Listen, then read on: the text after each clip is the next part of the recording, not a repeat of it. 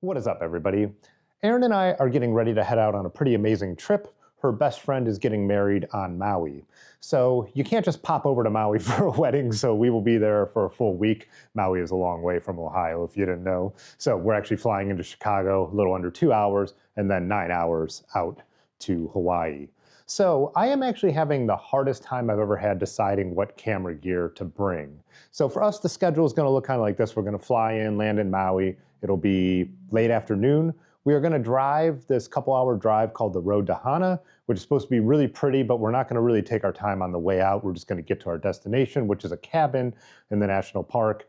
So we'll stay there for a couple nights, just me and her, and then we'll take our time driving back to where the wedding is going to be, and there'll be a couple days of wedding activity. And then for the rest of the week, we have bikes rented, and so we're kind of going to see how much we can explore, see how much riding there is to do there, or if we just want to go to the beach. So when I'm trying to think of the camera stuff to bring, and since I'm having a hard time, probably the hardest time I've had since before I was a professional, deciding on the equipment I want with me, I decided to do what I do when I'm going to go on a bike tour. I lay out everything I would kind of like to have, and then I pare it down. So that's kind of what I'm going through right now. And like I said, I'm usually like now I travel a lot very minimal if I'm not working and I'm not shooting this wedding. I'm not a landscape photographer or anything like that. I'm not trying to make any money off this trip in any kind of way. So I don't know. It's just like it's really kind of throwing me for a loop. So let's go through what I have here and I'll tell you what I'm kind of thinking about what I'm going to do. So the first biggest choice obviously is the actual camera. So this is my R5 with its 24 to 105 f4 lens. I'm not crazy about this lens. It just works. It has no character, you know what I mean? There's nothing unique about it, but it does what you need it to do, and it's so versatile with that range, and nothing ever looks bad. It's not soft. It just doesn't, it doesn't have a great sense of depth of field. It doesn't have any unique look. So, but it's also like, how do you not bring that when it's just going to cover so many situations, and also maybe on the video end if I wanted to do that. This is how I usually bike tour now. This is the Canon R8 with just a 51.8 on it. And then if I want to expand that, I do have this 16 millimeter. I would probably not bring the 16. I would probably actually, if I wanted to bring one of them, I'd bring this 28, 2.8 instead, because this is a pancake lens. It's much smaller. And 16 is just a little too wide for most of what I like to do. But yeah, so this is like, that's kind of like the bike packing type kit. Also, if I'm not going to be here to work and I have work, Dave would take the R5. And I don't have anything on the schedule right now, but in the back of my mind, it's like, what if something pops up and I could have Dave cover it for me? It's better to have the R5 here for that, whatever. So when it comes to lenses, I think I'm really leaning towards bringing the R5 and just having that 45 megapixels, the body I want, the better video capabilities, all that.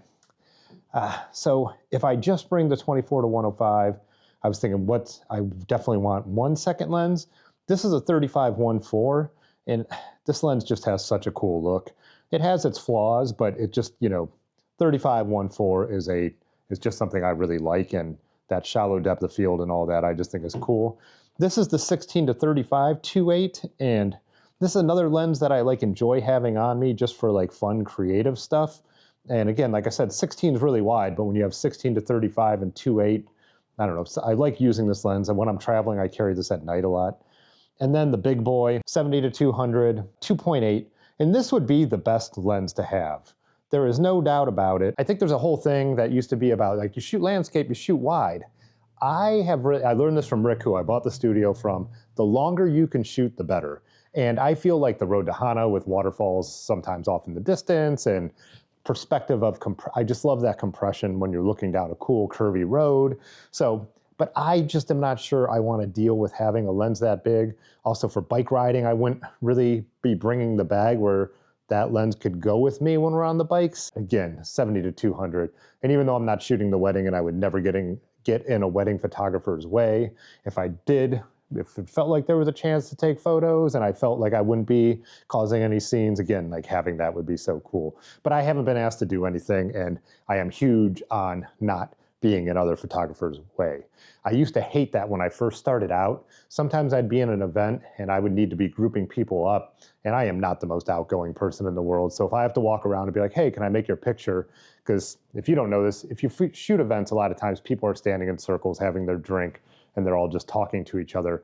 And, you know, just getting those candids is not good enough. You need to tap people at certain events and be like, hey. So when there's someone else there who starts doing that, it drives me crazy. Even if it's the company or the nonprofit's social media person, I would rather go up to them and be like, hey, if you need photos tonight, I will Wi-Fi you some photos right now. Please don't bother the people, because I need to go up again and ask them to do that and bother them. So anyways, just a side note of don't bother working photographers.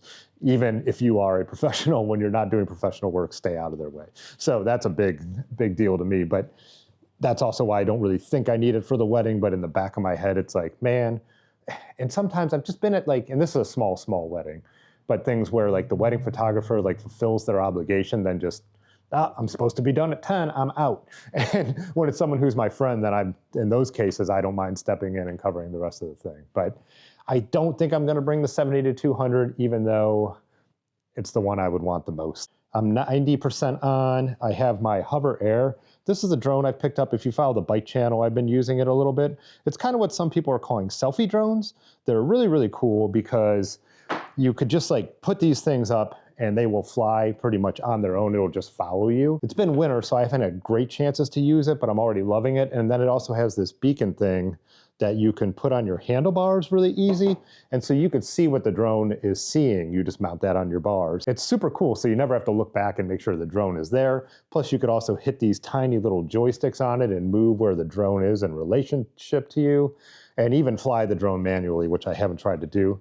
You don't need that. You could also use the phone app to fly it manually. Got the Olympics on in the background, of course. So that's gonna come. It doesn't take up a lot of space. The other thing is, one of my priorities too, which usually takes away a lot from me worrying as much about the hobby photography thing, because this would be hobby photography, is my GoPro. So people always ask on the bike channel about my GoPro setup.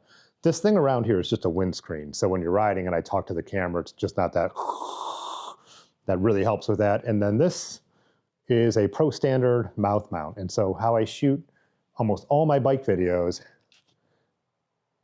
is like that, because you get the first person perspective, you can see the handlebars, or if I want to point it higher, you can see who I'm following. I also shoot in 5.3K 8x7, so then I could crop in and then pan up and down. So if I want more handlebars, or if I want more of what I'm trying to look at. And then also the reason I don't mount GoPros like with a chesty or a helmet mount is because I am still able then to point this around at the different things that I think are interesting that I'm riding past. 9-hour flight, I'm still gonna want my laptop. This is an M1 Max, and this thing is still really good. It's unbelievable. Yeah, some cheaper headphones. I don't want to bring the big studio monitors. I need a mouse. I don't know how people work without mice. And then I'll have my hard drive. It's still hooked up to the other computer right now.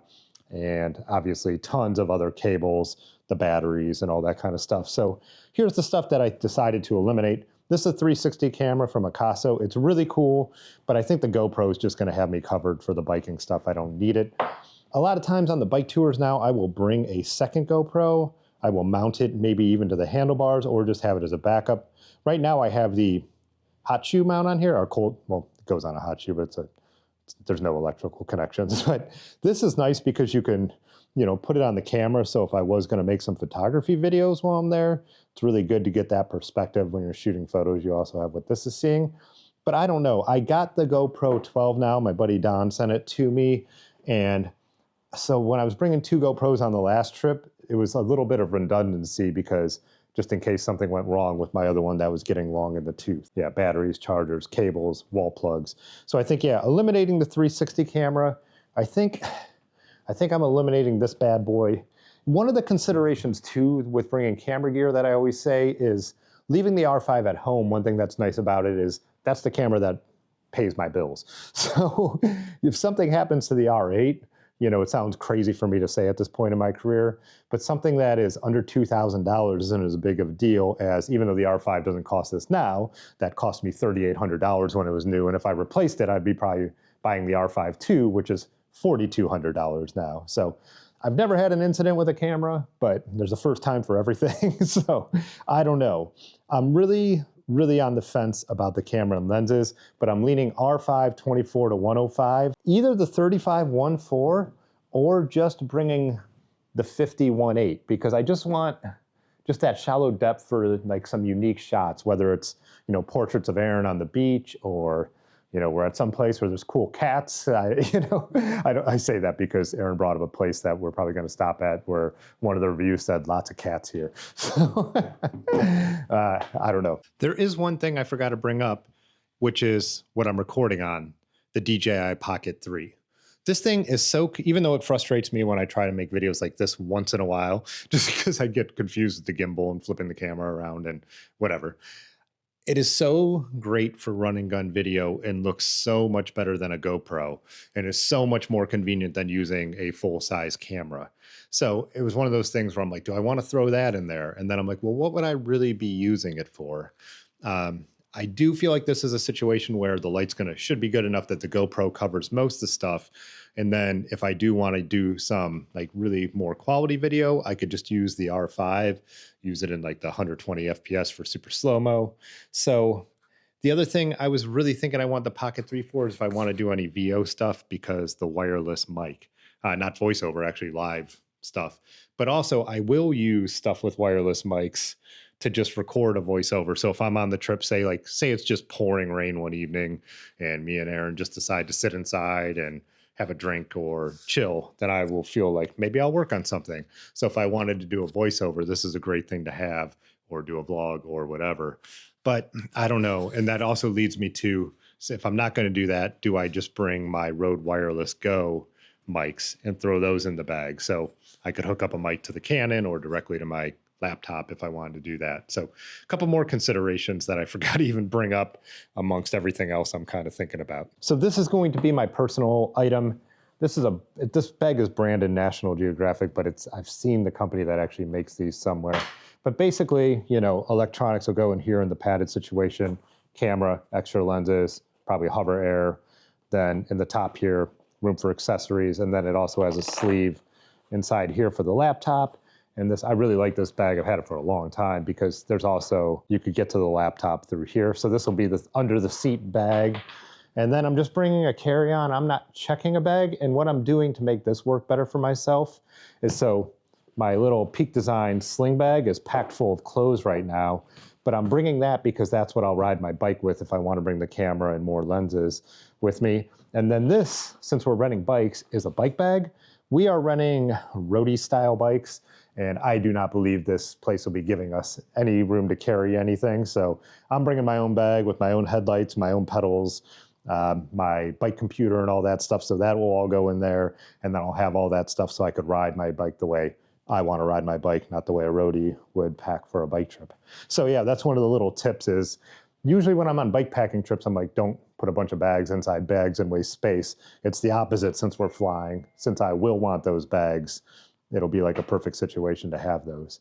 And then since we are staying in a cabin, I do need to pack this stuff. That's down, that'll pack down real small. And Aaron is checking a bag, so if I do go over a little bit, I will have room. So I don't know if I'm gonna end this video here for the full thing, or if I am going to cut to what I've decided to bring a little later tonight. I have one more photo shoot, so I can't really pack everything up.